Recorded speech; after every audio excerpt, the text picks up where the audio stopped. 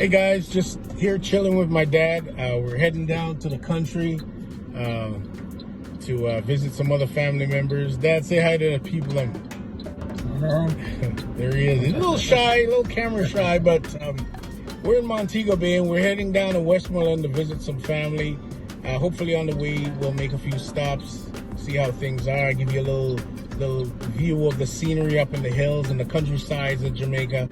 Just stay tuned with us as we look at the scenery as we roll along and show you clips of the mountains and the hillsides of Jamaica. Beautiful Westmoreland, Jamaica. But right now we're in Montego Bay and we're just heading outside of Montego Bay. So here we go. Just rolling down the hills of an area called Westgate Hills. As you can see way over there, you can see the scenery of the coastline.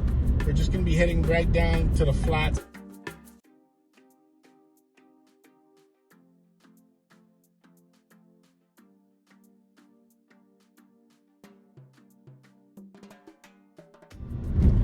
So, Daddy, you're saying that you haven't been outside since you had the stroke? The stroke, yeah. Oh, really? Mm-hmm. When did you have the stroke?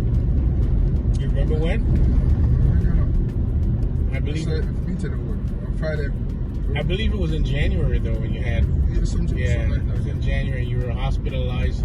Do you remember how long you were hospitalized for? 7 weeks. About 2 weeks. About 2 weeks.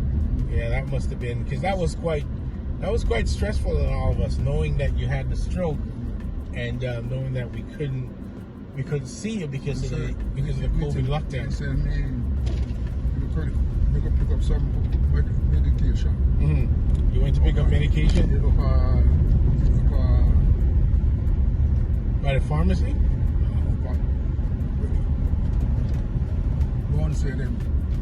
Pharmacy. Okay. Okay, so you left from the pharmacy and you went home? Yes. Okay. So right at gate, the car dropped. Okay. After me, the car dropped, you can't try to hold the stick, you can't hold me drop over in the gully. Oh, okay. Yes. So the car dropped you off. You got a ride from the pharmacy. Yeah. And they dropped you off. After they dropped you off, you fell? Fell down in the gully. Oh, you fell in the gully? In the gully. Okay. The car said, help. Okay. I need to check the bank at the hospital. So you were yelling for somebody to help you? Yeah. And then the lady picked you up and brought you to the hospital. We're quite fortunate to still have you with us. You know, you're going strong, and you know your recovery is doing well. How do you feel about that? Okay. So your recovery is coming along. You know, you're well. Strokes. Mm-hmm. The strokes and all right. All things in my mouth. So you got a stroke in your mouth? Yeah, man. So it affects your mouth. So how are you feeling now? Well, I feel alright, you know, just the eye. The eye. And the eye's always been a bit of a problem, right? Just with the eye. Yeah, because you've had a couple of surgeries in the eyes already, right? Yeah, man.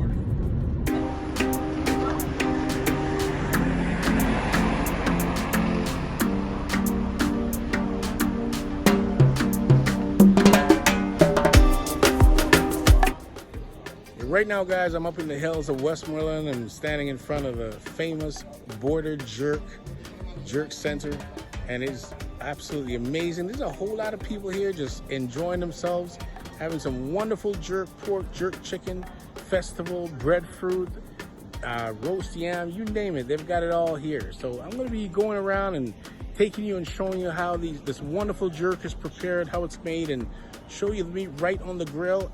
So stand by as we go through the spot. See all the breadfruit just waiting to be roasted.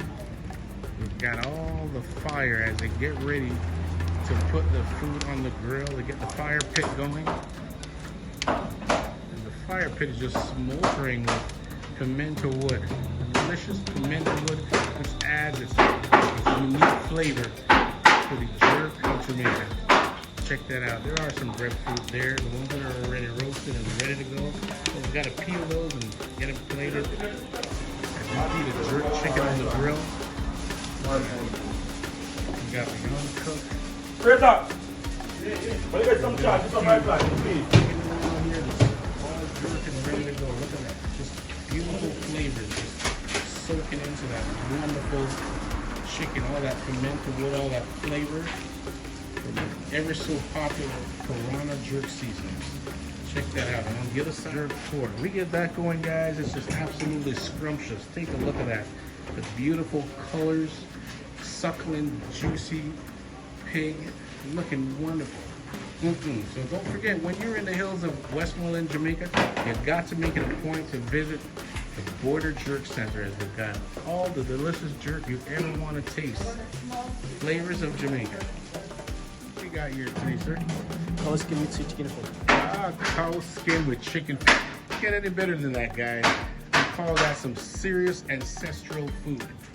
That is ancestral food. That is coming down from generations, just like the Piranha jerk seasoning.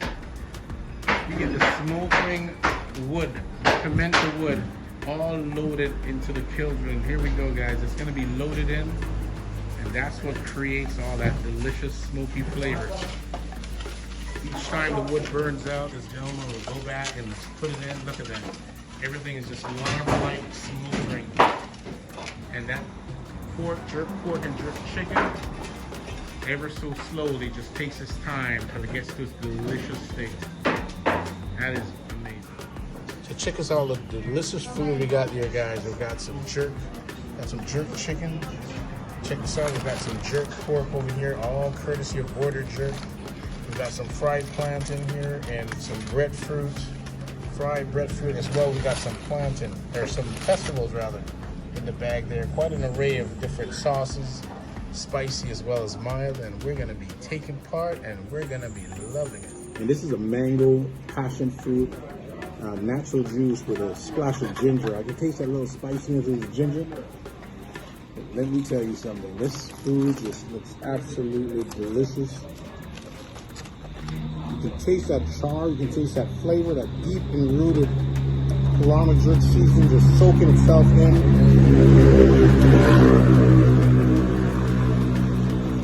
And all the smoke flavor from the pimento wood and all the various spices that's added to it. It is absolutely lovely. Like we're just driving along. Yeah, we're just driving along in the Kevi-Ann field, and you know. So you remember coming through these ways then? Yeah, man. Riding your bikes or just? Okay. But you didn't come through this way to go to school? No. You know, school come here around 5 year old, around 10 year old. After my father dead. Yeah. Father dead, that's it. From God, I left from this man. I go to school again. Okay. So you stopped going to school when you were like, what? Around 10. 10 years old? Yeah. Okay, so you didn't have any formal training. No. So how did you learn how to build houses and all that? We were from small site. Ah. So you just learned from working on watching other guys do it. Okay. Yeah. Alright. And obviously you enjoyed that, so you just kept doing it. Because you were good at it. I know you built a lot of houses in your time. Was it for what? It was the eye. Yeah. I was doing work in this thing. You still would be working at Yeah, of course. But Daddy, you're 88 years old. Got no say. But don't you think at some point? Man on beat. Yeah. From Sugar Company? Yeah. So they're the ones that would employ a lot of people in this region. In actuality, though, in this region, there are a lot of, there's a fairly large Indian community that migrated from India. And I think they were here as indentured slaves.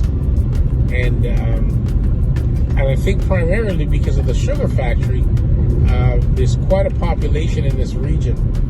I think more so than anywhere else in Jamaica. And that stems from the fact that their ancestors, I'm not sure migrating here is the right term to use, but was brought here forcefully or under duress of some sort to partake in the happenings of the sugar plantation, when it was discovered that the African slaves whom they brought here prior has become somewhat disobedient and not following the rules. Well, surprise, surprise.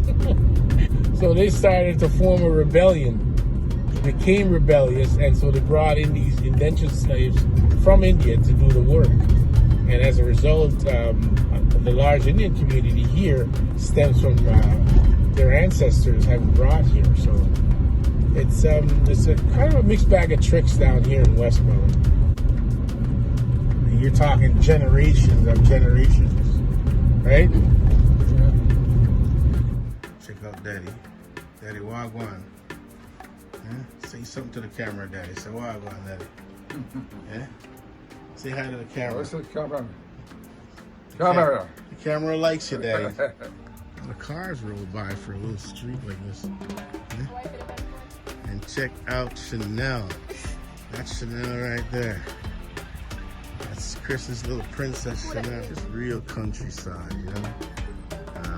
You see cars going up and down, but you know, it's not like any city main thoroughfare. It's just a little street.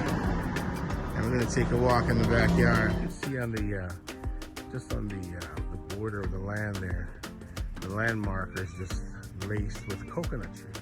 All those coconut trees you're seeing are right here. It's just really, really nice. Everything pretty organic. You guys grow a lot of their own foods. Somebody went and picked some bananas this morning. And there we got a banana. The whole thing just come right out. And there are a couple of breadfruits there. That's breadfruits.